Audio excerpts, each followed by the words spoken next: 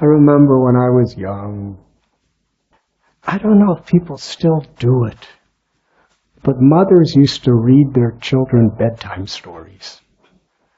But I don't hear about it so much. But usually the bedtime stories are not like murder mysteries or the latest novels about, scandals and mafia. And usually the bedtime stories were very sweet, pious stories.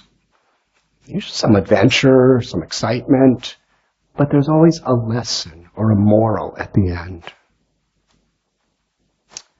A moral that teaches us values. Values beyond greed and envy and arrogance and all of these passions, that there's something more important. And when little children, grow up hearing these things, fables, it does something. It creates like a foundation in them.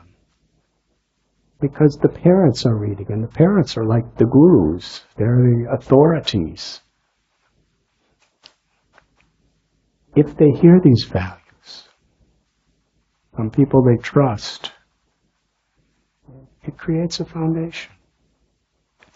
And if they see the parents speaking and living in their life according to these values, then it creates a very powerful foundation. But what I've seen, if they hear these values, but they see that the parents, the way they live, the way they speak, the way they interact, if it's not in harmony with these values, consciously or subconsciously, they see it as hypocrisy. And oftentimes they rebel. They rebel against the values because they feel kind of cheated. This is the most important responsibility for a parent, is to imbibe real values in children. Because only then could they find that actual deep satisfaction of the heart.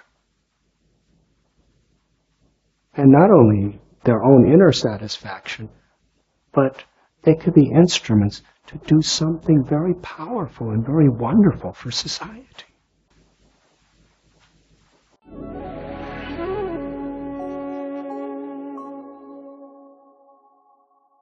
You were listening to Radhanath Swami on thesacredconnect.com.